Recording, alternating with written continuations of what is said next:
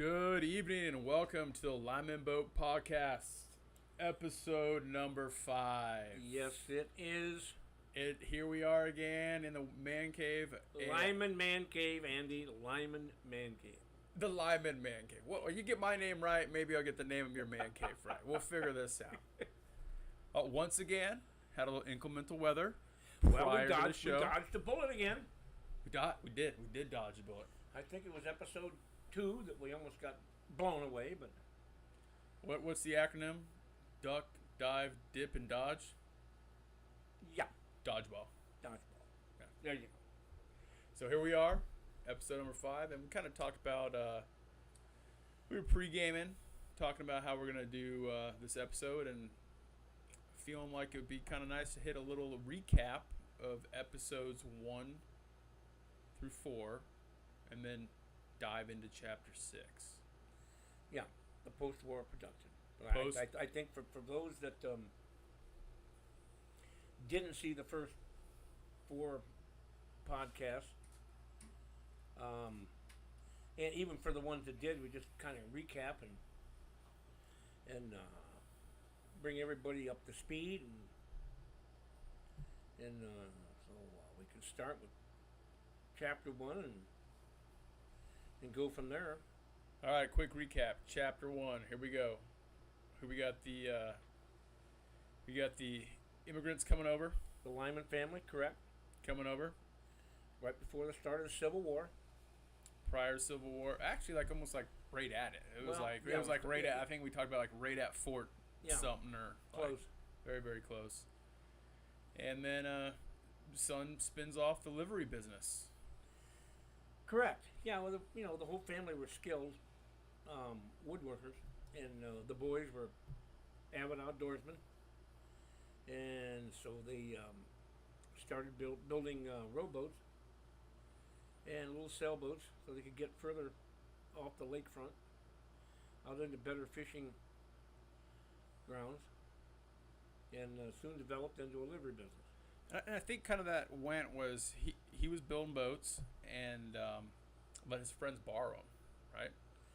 And they were kind of like, hey, this is a nice little boat. Can you build me one? Exactly. And then it kind of spun off. And then it was like, well, maybe I can start renting these boats out because there's demand. People want to get offshore. And that's the birth. Start selling them. So that's how they got their start on the Cleveland waterfront. And then, it takes us up to World War I. After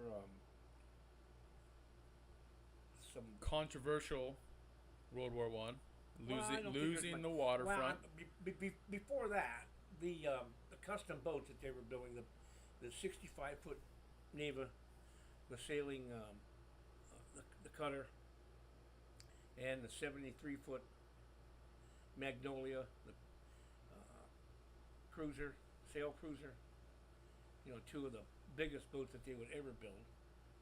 Those were kind of notable. Which is interesting because they were still a young company, and they literally dry docked and built a massive construction. Yeah. So willing to take on maybe that's an interesting lesson in willing to take on some risk early on. Oh, I would say absolutely. Which continued, no risk, no reward. Yeah. No pain, no gain. No pain, no gain. I try to tell my kids that as they're playing hockey. I was like, look, pain is weakness, leaving the body. The problem is that they love to win. They just don't hate to lose yet. I got to get them to learn how to hate to lose. Everyone loves to win. It's hating to lose that really, really, really makes it.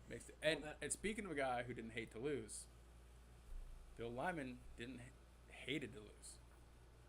He was ahead of the game.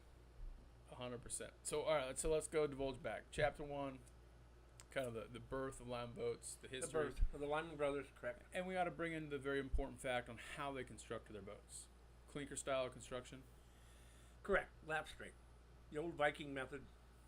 Centuries old, proven. Tried and true. tried and true. Although they did build, some Carvel plank. The Neva was Carvel. I think the Magnolia was Carvel plank. Yeah, some of their bigger constructions. The Melda, the 30-foot launch they built for Alexander Winton Automobile, that was Carvel. So they knew both types of construction, but Bill Lyman would settle on the lap straight construction for his outboard boats. So interestingly enough, one of the things Bill capped was around 30 foot for a lap strike. Yeah, 28 to 30. And I went into some archives and did a little research on our Viking brethren from across the pond. And they were building them like 45, double sail, a whole bunch of rows. Like, well, I don't think there's a limit. I mean, Bill Lyman thought that there was a limit. Now they did. In the early '70s, they did splash a Chris Craft Corinthian and they made it lap strike, and it was 35 foot. So, but they only built 4 or 5 of them. So, and it was called the Chris Craft Corinthian. That was the model. Lyman called it the Seahawk, 35 foot Seahawk. 35 foot Seahawk. Built But for Chris Craft. Yeah, We're digressing here, but was this at the same time Mr. Chris Craft was whittling wood boats in his pond? You remember that? Of course I remember that. I mean, like, this is the marketing scheme 101, right? Oh, it was. And it was embarrassing in a round table discussion. All right, so when somebody brings up... Hold on. Croc's going to fill you in on this whole story real quick in case you missed. I think this is like episode 2. If you missed the episode 2, fill us in real quick on this lesson, then we'll go on to chapter 3.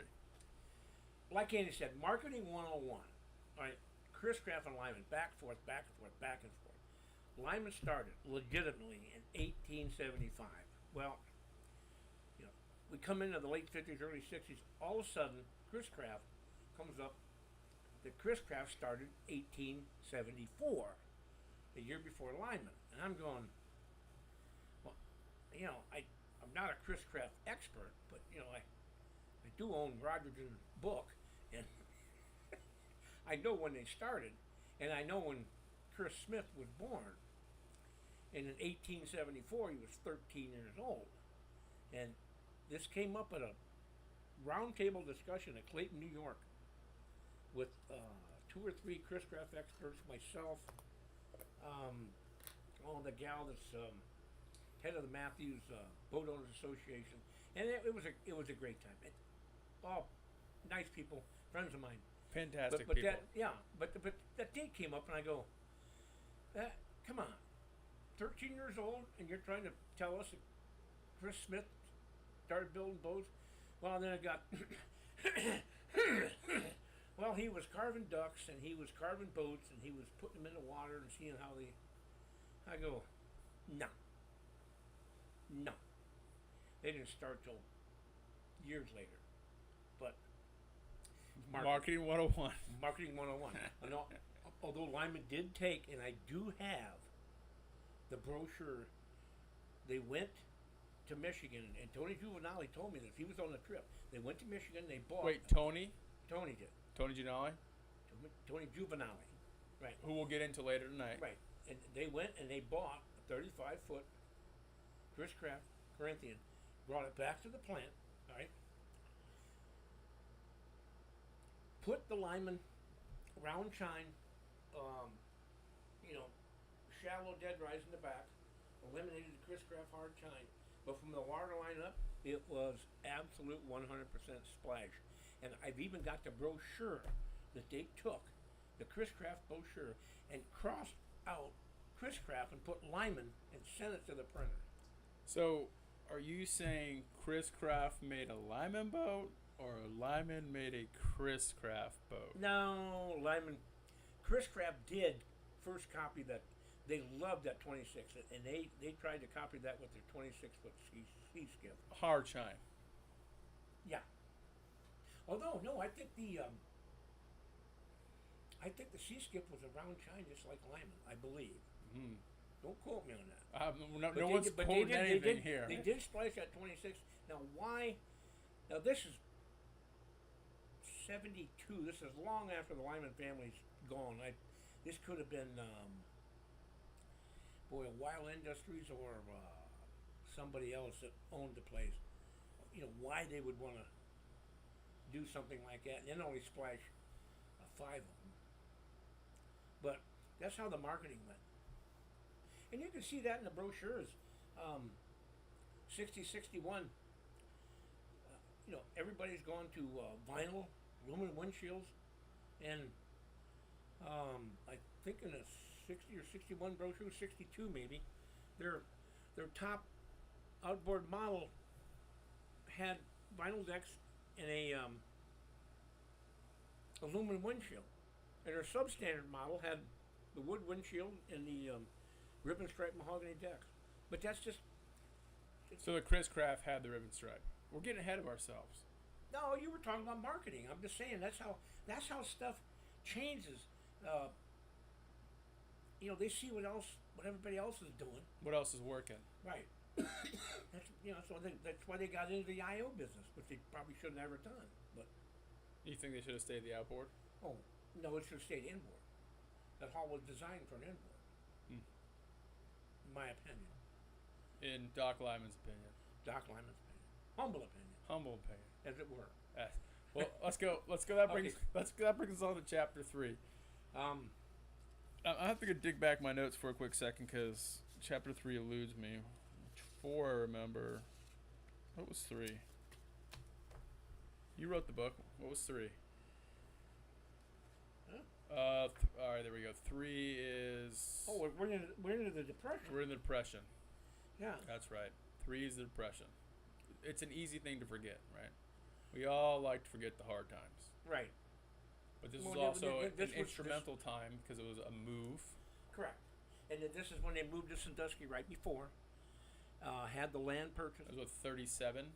No, 28. 28. Late Ended 28. Correct. 37. Correct. That's right. And they had the land purchase, but the depression hit, and they wouldn't build and get into the new plant until 1937. That's So right. they're in the bar rubber.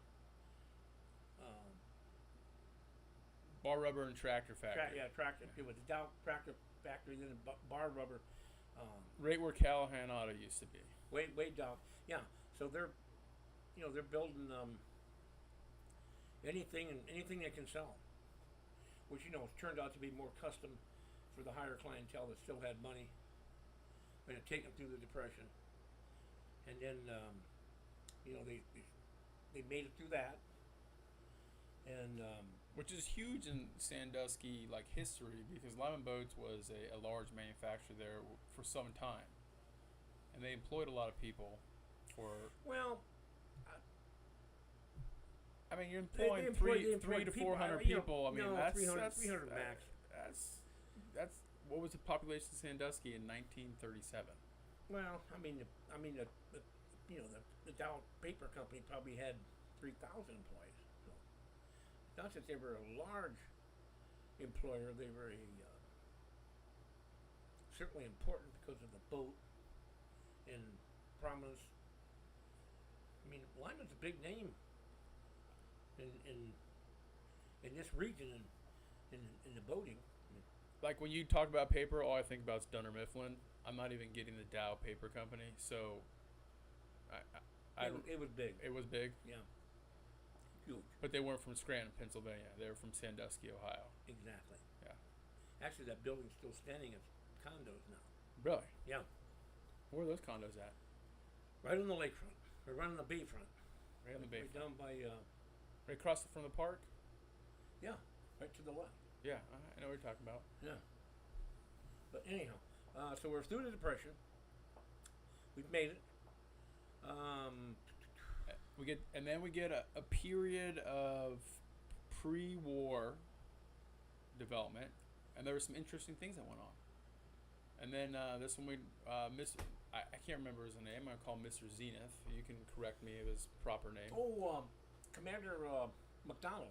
Commander McDonald. Yeah. That was pre-World War II, correct? Correct.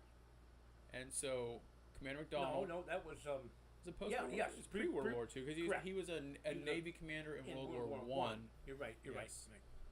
So, Yeah, interesting times, and and so this guy was very interesting because I'm gonna recall this prophetically because now I'm a fisherman and I like to talk about fishing and what he did. So he had his custom built boat, a 23-foot runabout, right? no, the Miss-Paul was 32. Was it a 32-foot or 23? Correct. No, I'm 32. dyslexic, so you can't count on that The one. Miss-Paul was 32, and the Indian was a 19.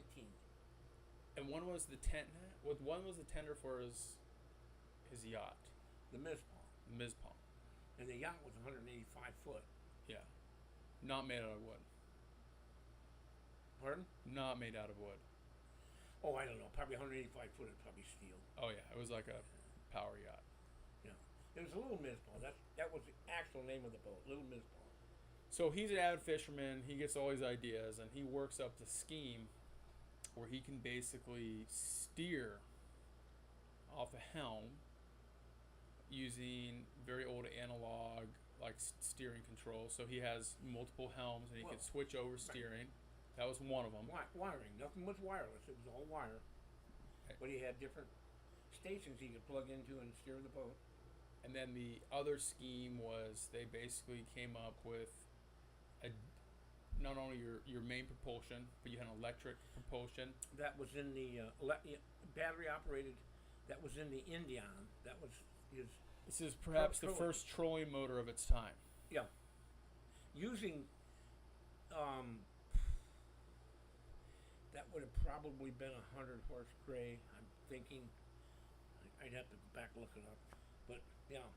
And they had a way to disengage in the transmission, What? one drive, put it neutral. and connect the electric transfer case 4-wheel drive. But now you're just Right. putting the.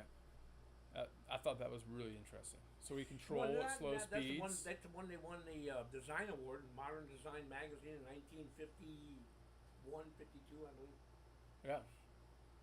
And I haven't seen a drive like that now, but theoretically, put a bank of lithiums, get out to the fishing grounds fast, switch it over, and troll on electric. Yeah, troll slow and on the bottom, Andy. Troll slow. That's where you catch the big walleye. Because the big fish don't like to come off the bottom. So that's what my dad always told me. Troll slow, troll on the bottom. Yep. So, unrelated to that, I have some reports from today that the perch are biting. I heard that also. So I had a couple people who did trips today. 100. One guy had 150 perch in 3 hours. Nice. 3 Nice hours. fish. Or just, He didn't say size. He said 150. I'm gonna go out and catch 150 perch in 3 hours. I'm probably gonna go do it on Saturday. yeah. I can't tell you what can it was on, but you can probably figure it out Yeah. Okay. alphabetically. Let's get on here. Oh, we're digressing. Yeah. All right, chapter 3, chapter 4. That is into our wartime deal. Yeah. And no, that's chapter 5. What was chapter 4? Do we breeze over chapter 4? We just went over chapter 4 with the Little Miss-Paul and the Indian, the 20-foot. I'm sorry, it was 20 foot down to 19. But no, we're into the war now. 1942. 42 to 45. 42 to 45. And of course, Lyman did their part. And that's where two main things come into play for Bill Lyman. And the biggest one is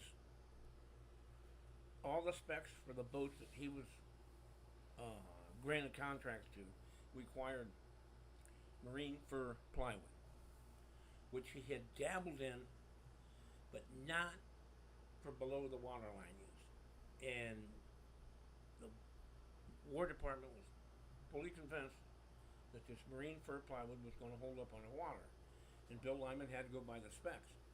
So he was, forced into using it, and I think we went over this. That he first thing he did is constructed a couple of outboards and sunk them out back to see if this stuff was as good as the government claimed it was, and it was. And then the second thing that happened during the war was mass production. None of these boats were varnished. It wasn't a custom fit. Build them as quick as you can, and get them to the war zone. Well, yeah, and that was a structured deal in their payment plan, right? You had to hit your timelines Correct. to get your full funding, Right. and this is kind of where the when they had the pontoons they built. It was like 500 pontoons in 3 months, right? Correct. And he hit the mark, and I don't remember the calculation, but they're putting like 9 pontoons out a day, working a 24-hour shift, but they were. If they were working, if they were working a 24-hour shift or a 54-hour No, it was only day. 13 foot. They were putting way more than that. They built 500 of them in 3 months. Yeah, 3 months. Yeah. So if you'd like to hear the full statistics on that one, rewatch the last video. Or go to the book. No, it's not in the book. Oh, is it? No, I had to do that one on my own because I was curious. And then I owe it to listeners to look up the Liberty Ship thing. I totally forgot about that. Maybe when you're talking here, I'll look at the Liberty Ship fact, because I think the Liberty Ship, it was ridiculous. It was like 24 hours or 48 hours they pumped out a Liberty Ship. It was just like ungodly amazing. Yeah. It's mind blowing. Have you ever seen one of those things? How many rivets there are? Have you ever watched one drive a rivet? It's unbelievable. And interesting side note. They did all the payroll in that war effort, like the shipyards in Alameda, with paper. So the accountant had everyone's name on a piece of paper and actually write the checks out. Can you imagine? Well, yeah. It's the way it went back then. Wow, no. But anyhow, when we made it through the war, we won it on 2 fronts. And 3 if you count Africa. You what? We were fighting the Desert Fox in Africa, so it's 3 fronts, really, kind of. Part of Europe. Part of Europe. Don't nitpick. It's my job to nitpick you. Pacific Theater, European Theater. 2 main theaters. All right. So, Andy, the war's over. Here we are. War's over. Guess what's happening? People are coming back, having families. They are ready to spend money and enjoy what life has to offer. Correct. It's kind of like a post-COVID environment. Everyone's ready to go again. Let's go out. Let's have a good time. Yeah. Baby boomers. I'm a baby boomer. Is this baby boomer? Or baby boomers are they'd be greatest generation. Right, but I'm I'm a baby boomer of the greatest generation. You're the baby of the greatest. Right. Yeah. Making you the baby boomers who gotta ride on the tailwinds of all their financial exploits, and now ruin it for all us millennials who are trying to buy houses. Understand? Let's not get into millennials. But anyhow, so we come back from the war. Now, Lyman's ready to ramp up and build their outboards. And the problem is they lost some of their skilled employees to the auto industry, right? Or the war, yeah. War, auto industry. Yeah, I mean, and I'm sure, I never asked Tony. I should have asked him. He would have remembered. But I'm sure they had, women working there during the war because, all the able-bodied men were off to fight. So they come back from the war and they're somewhat depleted with their skilled workforce that they had before the war. But Bill Lyman, you remember Marino Giovanali had come on board. Senior, Marino, yeah. Yep. Tony's father come on board in, 35? It was almost at the beginning. So between Bill and Marino, they sponsored German immigrants and Italian immigrants, to come over and work for the plant. And Sandusky had already acquired a large Italian population that went to work in the auto industry. He had the Ford plant there in Sandusky, and Detroit was only, hour and a half up the road, 2 hours up the road. So, there was a workforce to be tapped into, and they did it, and they started to put the mass production techniques that they, perfected during the war, making those 13-foot pontoons, and started to build, their 13 and 15-foot outboards, and they're going to update. We're going to get away from the rivet and rows. No more galvanized. They're going to be Bill Lyman developed a duck-billed clinch nail. Matter of fact, Do you want to pull that down? what's the date? 40. I can't. 46, 48. Anyhow, he was using bronze tacks, and he developed a duck-billed clinch nail that was a little flatter, a little fatter at the point, and it would turn over 180 degrees. Hence the duckbill. Huh? Hence the duckbill. Hence the duckbill. And they hold, and several of the boat shows I've demonstrated, the clinch nail technique, and then trying to tear them apart, and you literally You tear the wood up. trying to get that. You can't. Once they're in, Because they're in. that duckbill, No removing those fasteners. it comes for in, inspection. and it turns it 180 degrees if it's properly installed. So they've improved the clinching technique.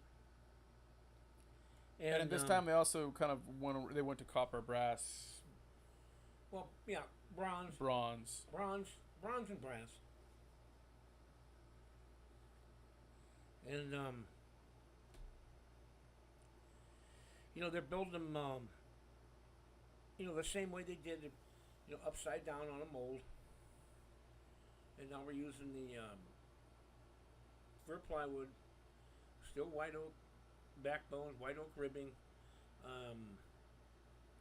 We're going to start using ribbon stripe. We'll save the ribbon stripe. We'll get into the ribbon stripe. Okay. Let's walk through this. But hold on, we gotta go through a quick shout out. So, hello from Maine to you. And Danny says hello from the big screen. I'm assuming in Vermilion. Yeah. NASA's online. NASA is online. Now, who's in Maine? Deb. Well, I imagine Ryan's there too. Well, Ryan's. I don't know if he's watching. Deb's watching. Deb's watching. All right. Hello, Deb. Ryan hasn't subscribed yet. He needs to get on board and be part of our subscriptions. He hasn't subscribed yet. I don't know. I'll check into that. I'll bet Debbie subscribed. And Rachel should be subscribed. For sure. Yeah. Yeah. So anyhow, okay. That's much for the shout out. Yeah, well, they're the only people instant chatting us, so Well, you got to pay. that's another thing. Got to pay the homage. Well, right. Yeah, we need more chatting. We can't answer questions if you don't ask. And you're a very good man to answer questions, but correct. If you're out there, you have questions on Lyman Boats, get on the chat, throw it up. Even if it's not a topic that we're covering in the episode, we'll entertain questions. Oh, yeah. Oh, Rachel's there. Is she? Yeah. All right, now where were we? Well, we got over the duckbill, so we kind of. Well, you're supposed to be narrating this. I'm just kind of. Well, you went off on the clinch nail, and I wasn't really going to stop it because it was good information. All right. So we go post-war. One of the things I think Bill looked at is like how many boats was he building? Like what could he build? and he kind of limited a production line out the gate, right? So one of his two big heavy hitters were the 13 and 15-foot outboard. Right, a boat that's Affordable, affordable. useful, Yeah. marketable, Fishing right? boat. Marketable fishing Marketable boat. for the GIs coming back. Correct. And so that was like their bread and butter boat for quite some time, that 13 and 15 absolutely. foot boat. At 15 foot outboard, if you had to label a bread and butter Lyman boat, it would be the 15 foot outboard. They built more of those than any other boat. And then he gets into this place where they have this post-war production, right? And we talked about that in the other episode where Right. you started rough cutting parts out, setting Right. them up, and coming back and finishing with the jig with the router to get everything nice. And they And this is where you have a huge pattern shop, and majority of those guys were German craftsmen, and they were making these patterns that Bill Lyman was designing, along with his brother Frank, and they would make this exquisite tooling that these pattern makers would make out of maple, plywood, oak, and you could put a piece in, and an average semi-skilled laborer could run part after part after part, day after day after day. And a lot of these guys that worked at that plant after the war, they would be at a station all day long cutting one part.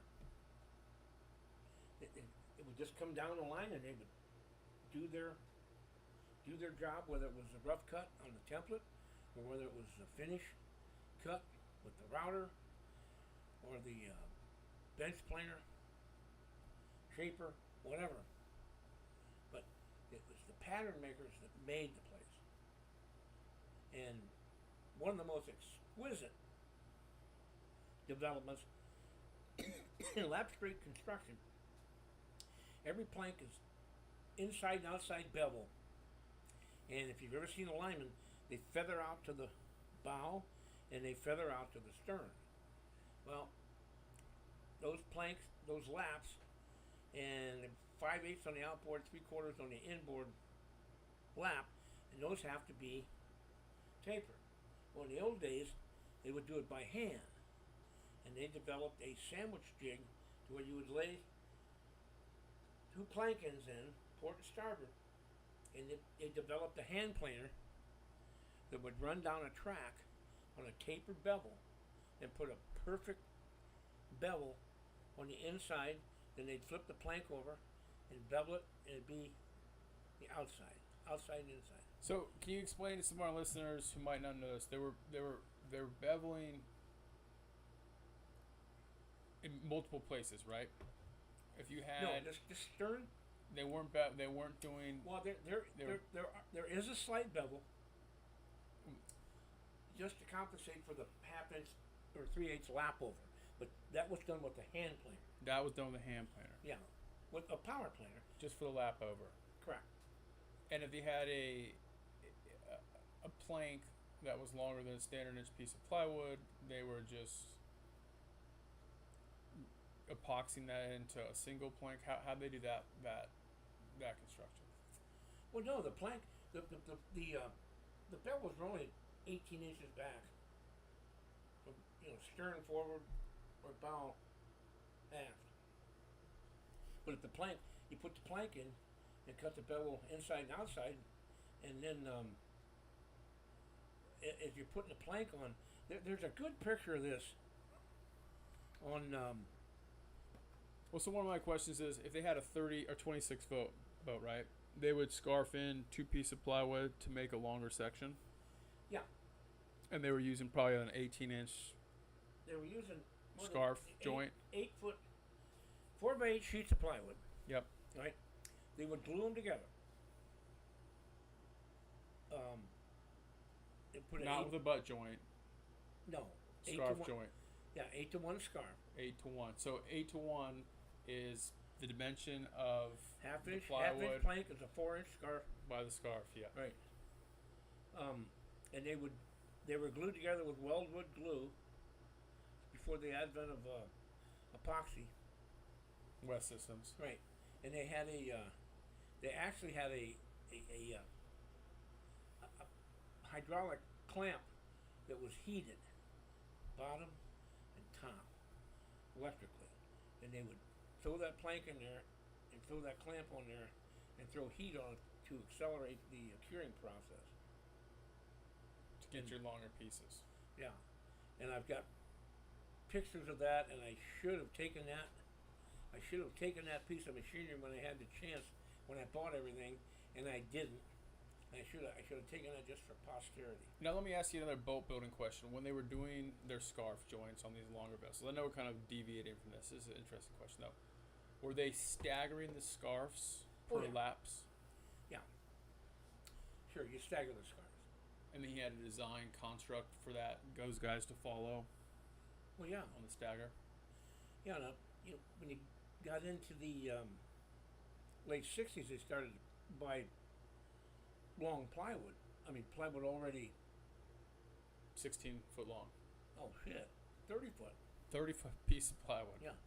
Wow. Yeah. Well, we're not quite at the 60s yet. I think this takes up to 55. Yeah, we do. Yeah, But we're sidetracking on scarfing and beveling. the bevels, yeah. But the beveling thing, that's the time consuming part of lap straight construction. And they were able to overcome that, and those same jigs I still use today. Really? Yeah. Same power planes that they made.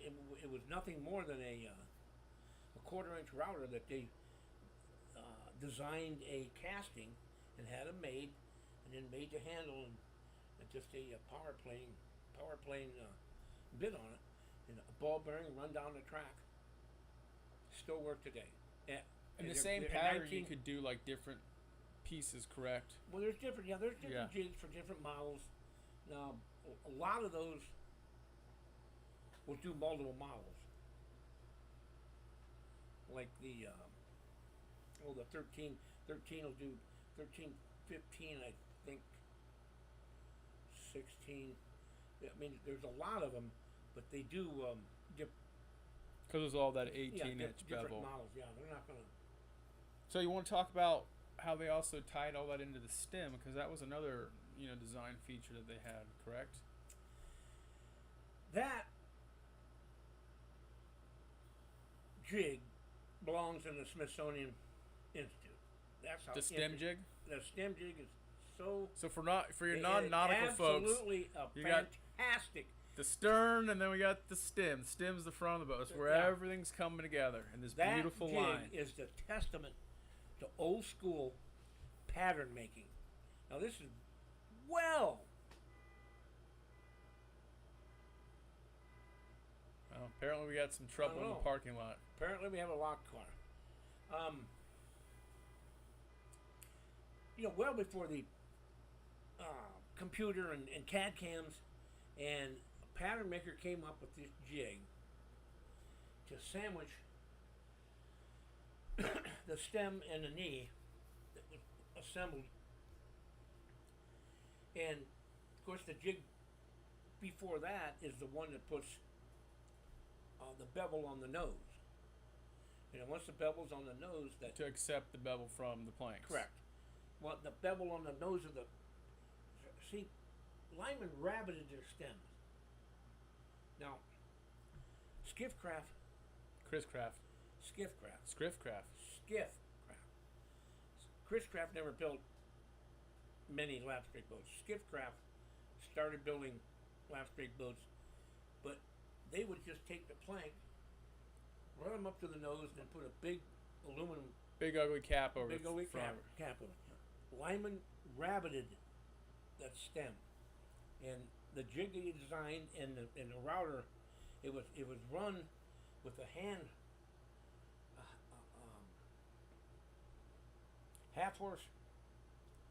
hand router with a big fly cutter on it, and a a spacer, and it would come down, and you're doing a 3-dimensional cut. And so their stems were white oak steam bent. No, there were some of the later ones were steam bent. The early ones were solid. Solid. Solid stem, solid knee, solid keel. Now they started to do some laminated steam bent in the early '60s. In the early '60s. Okay. And those jigs are exquisite. But hopefully we hope to get the state of Ohio interested in the preservation of this of the tooling and the archives. Well, maybe we should go for the Smithsonian. Just go right to the top. Well,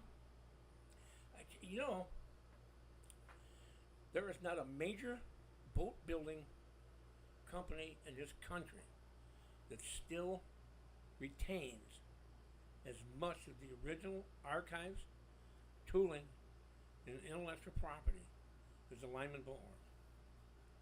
That smells Smithsonian. No? I mean, have you been to Smithsonian? Have you seen some of the Oh, exhibits yes. in there? I mean, like some of them you're like, really? Yeah, I've been there. Yeah. Good place. Fun times. Well, we might put you to work on that, Andy. Oh, my 1 week in the month of DC, I'm gonna be sequestering the Smithsonian. I have an interesting story, but I'm gonna save it. Okay. I'll save it. So let's keep on this. Let's keep on Is it about boats? No, it was about DC and one of the wonderful. I'm not gonna tell a story. Yeah, right. So one of the things I hate about working in DC is things are very expensive, right? I go to the bar, I have a salty dog, I get my tab, I have two of them, it's $36, $18 a drink. I was like, this is ridiculous. And then I helped my buddy move this weekend, and the little tiny little Regal Beagle right next to his place has dollar beers at happy hour. And I was like, this is unbelievable. I can't even find a dollar beer in Ohio. But now here in this, pricey city, they have dollar beers. So there's always a dime in the rough. That's the All right. that's the story. I'm done now. You ready? Ready to keep moving on? Yeah, let's just move on. Move on. Jigs to Where dollar we at? beers. Where we at? All right, so we got the plank And jig, I can't- inside out. I wish You I got could. more. I wish I could explain these jigs better, but you have to see them in action to believe them. I think we should see them. We need to do a jig tour, Well, we're gonna have to do that some show and tell on how this works. down at the shop. Down at the shop, 100%. Yeah. I would like to see them because you can explain it, you can kind of picture it in your head, but until you really see it, I'm more of a hands-on person. I kind of need to see it, touch it, feel it, Yeah. understand how it works. Quite interesting. So, All right, so we get 1946. Man, I'm lost here. Let's talk about this tiger stripe. Ribbon stripe. Tiger stripe, ribbon stripe. okay. This then becomes another characteristic of the boat building. I guess hallmark of Lyman, Okay. right? Post-war Lymans were noted for their white hull, red waterline, bronze bottom, and ribbon striped mahogany varnished decks. And rough finishes At the start, at the start. correct. Yeah. When they started mass producing the 13s and the 15s, I mean, the hulls, they would. They didn't sand them. They weren't faired. Well, they weren't fair.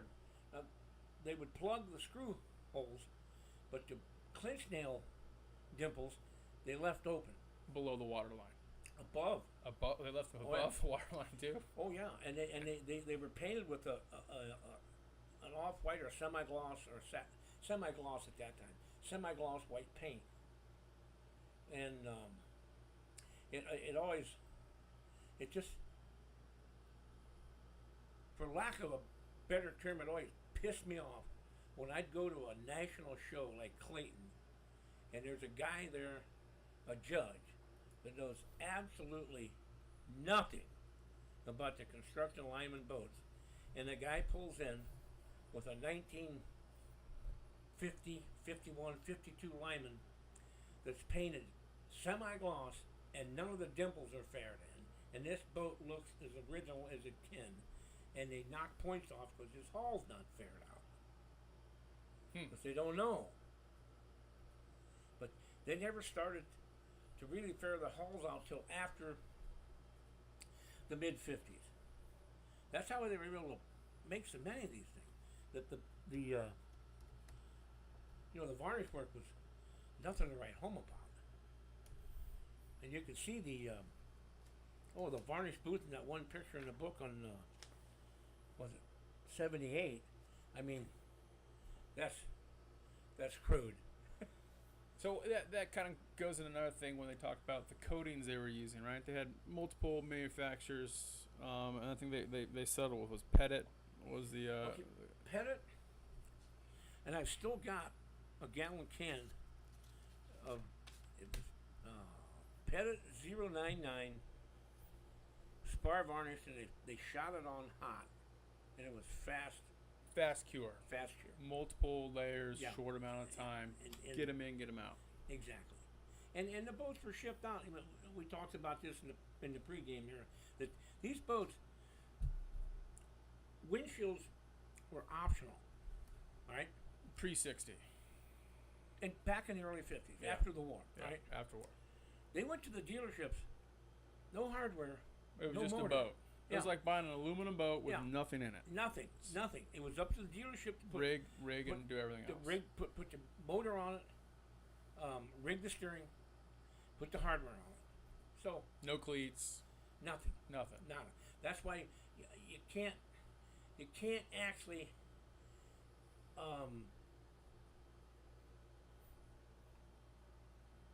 what's the term? None of these boats, if they went to different parts of the country, one area might be subject or using a lot of Atwood. And the other place is using like Perco or Wilcox, Crittenwood, just or whoever they could get from the hardware store. Well, anything they could get wholesale and cheap.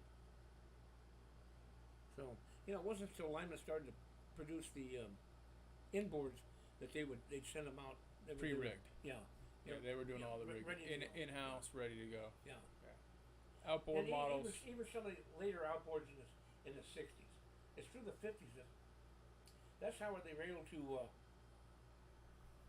attain the kind of production numbers that they did.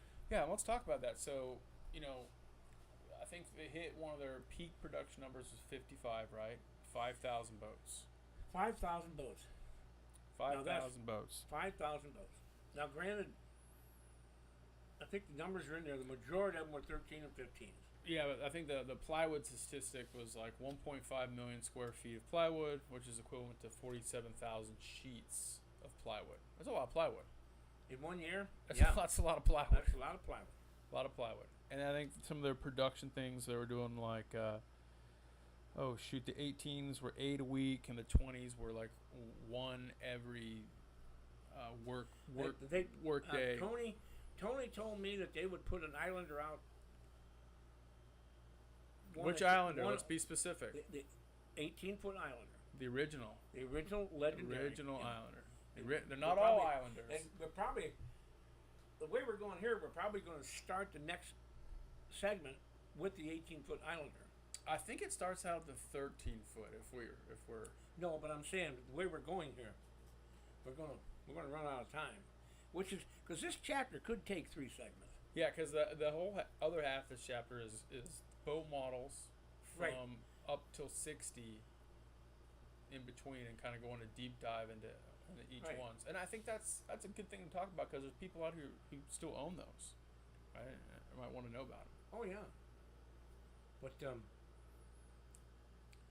what was I talking about? Islanders. No, before that we plywood. Oh, plywood, yeah. 47,000 sheets of plywood. Well, now, can you imagine the amount of white oak? No, and mahogany. mahogany. Now that would be, now that had to be imported. Now the white oak is native, and I know for a fact that the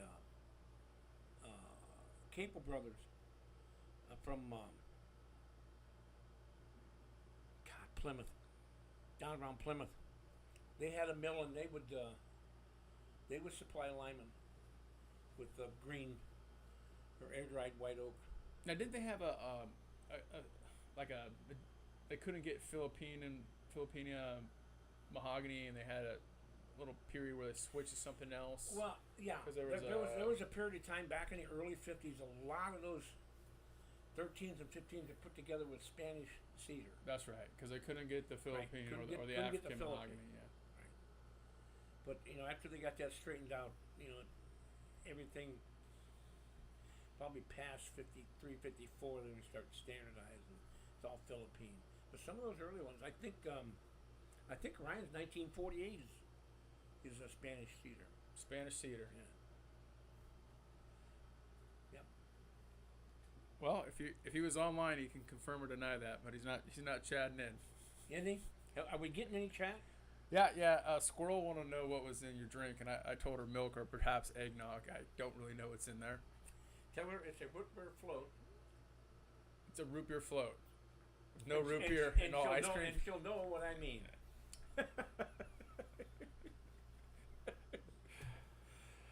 Oh, that's too funny. All right, so 1952. Oh no, we can't talk about that yet. I'll save that one for then.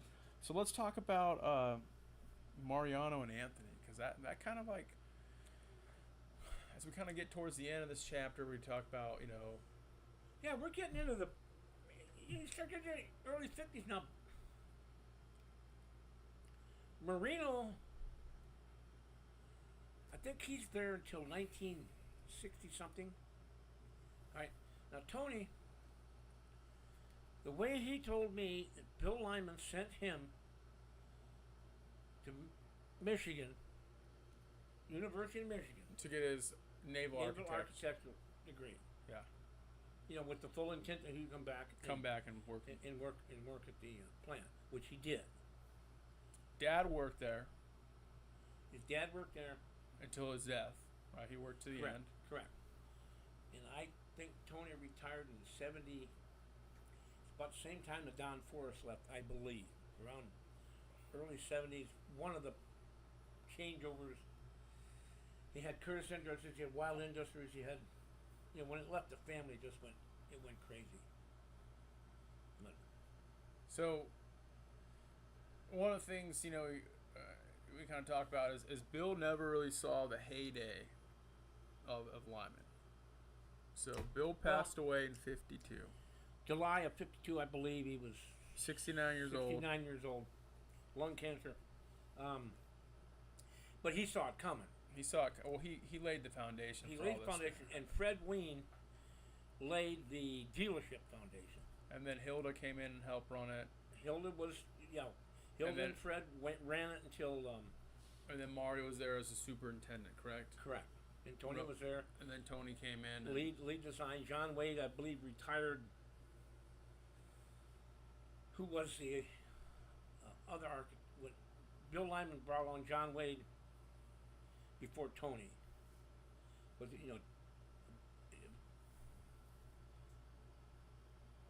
Bill Lyman just couldn't do everything. He couldn't continue to do all the drawings and everything else. As a matter of fact, there was a time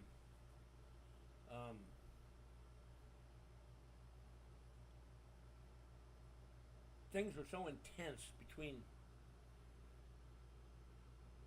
ethnics that Bill Lyman was considering selling the whole thing and going to American shipbuilding just as an architect. Right. Yeah. And that would have been. That was in American Shipbuilding. That was in what was that?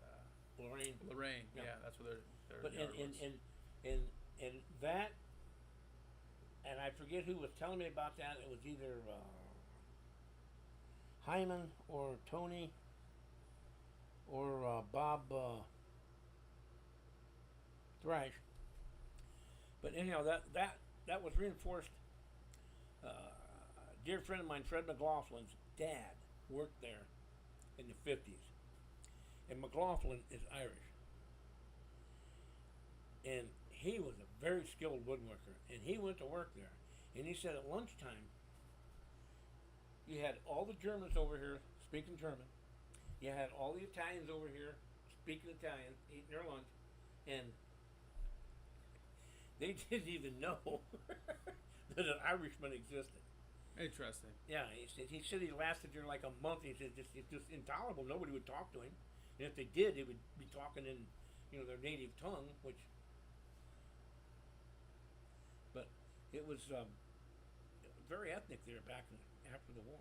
Yeah, interesting dynamics to factory life post World War II when you were hiring very specific ethnicities, skilled workers to work in your plant, right? Right.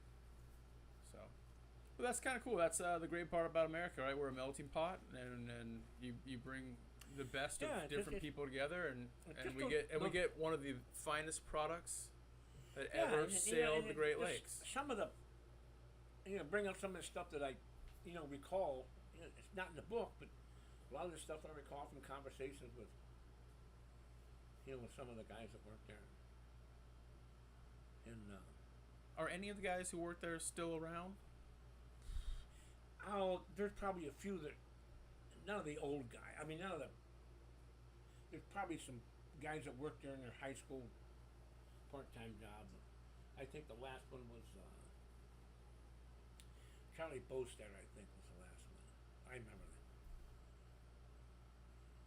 that. Jerry Fields, well, he really wasn't there back in the heyday. Charlie Bostead worked there for years. Charlie Gennari, I remember those two guys because they hung on, the bitter end. And Don Forrest, because I was good friends with him. He taught me basically everything I know about Lyman. So Don Forrest is your Lyman mentor? Absolutely. And 100%. Pat Dietrich. And we're going to have him in here some night, and that'll be a whole hour discussion just about the times him and I grew up under the tutorship of Don Forrest. Now Pat's got a very interesting Lyman. I like his boat. It's a bigger Lyman, right? Cruising cabin. Yeah. Very, very nice boat. Yeah. I always know I'm fishing. I see that boat go by. It's like you know. Oh, there he's going down to Cali. 29.6 Islander, 67. Yep. Yeah, very, very. You don't miss that one on the water. No. I actually haven't really seen another one out here like that one either.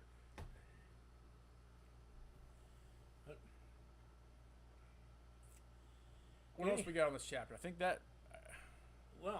It kind of brings us to the Islander, the Islanders, and I think that's going to be next Thursday night. That's next Thursday night. Or are you going to be in D.C.? No, I'm going to be in Cleveland on Thursday. I'll be here on Friday. We want to do Friday night? Well, we could. We could do Friday night. We can do Friday night. I'll be back Friday afternoon. Yeah. We got the big financial managers workshop next week. Wow. Yeah, 80 of all our Coast Guard financial managers in one place. So it should be interesting. Do we have any questions, or just a lot of? I can see you smiling. So there's some hellos. Squirrels online. I love the handle squirrel. But no questions. No. Dan knows everything about Lyman. He doesn't want to ask you any questions, so he doesn't want to put anything online. Yeah. No 5-ply, 7-ply questions. Yeah. No. What plywood do you use now? I think we did. We covered a lot. We did a lot of relap, but we covered a lot tonight. I think we did a fantastic job. I enjoyed it. I enjoyed this conversation with you as always. Loved hearing the history. I got a Billy String song that I might want to put on when we figure out how to do a commercial break for like 15 seconds. Billy Strings, man. I'm telling you. He's from Michigan, right? Billy Strings? I think he's from Michigan. No. I think so. No, he's Southern boy. I don't know. I'm going to have to fact check that one. If anyone's out there who can fact check, chime in. But I think he's from Michigan. I don't know. Could be. I'll bet you drink on it tonight. Fantastic. How about that? Fantastic guitar player. Awesome guitar player. Awesome guitar player. If you like the show, please follow us. Please like us. Please give us a thumbs up. Subscribe. If you're a representative of Yeti, we are using your product. We love your products. We'd love to see some Yeti products on the Lyman boats cruising around on Lake Erie. We can't afford taller mics, so we use Yeti. We use Yeti products. Yeti products. They are versatile. They keep your drinks cold and hot. They do the job. How's the sound tonight, Andy? Are we gonna get any complaints on that? I don't think we're gonna get any. Why is? Oh, I got a text message. Here you go. Here's a question coming in. Okay. Oh, Dan said Bob, Michigan. Yeah, that's right. He's from Michigan. I knew it. Who? Why is Lyman Islander have a side wheel? Well, are we going to get into this? We start to talk about that Islander. That would be a good question to start next Friday's. Why do they have a side wheel? It was designed for fishing, mainly trolling. And when you troll, you got to hang your pole over the side, and you could steer from the side. With the side, it was a side lever, right? No, it was a side steering wheel. It was face. Yeah, there was a port to forward stern. control and a rear control. You could steer from the back seat. There you go. While you were holding your pole over the side. You can steer. Lyman side wheeler. It's all about fishing. It's all about fishing after the war. It's all about fishing. It's all about putting meat in the freezer after the war. I guess. What would he say? 9 o'clock? Well, it's after we kind of ran over. It was. We can keep going if you want. This side of getting into the. Once I start on the island, this could go on for another hour. But is there anything you want to recap? I don't think we want to hit the Islander. Not yet. I mean, but if there's anything I want to recap before about the family or.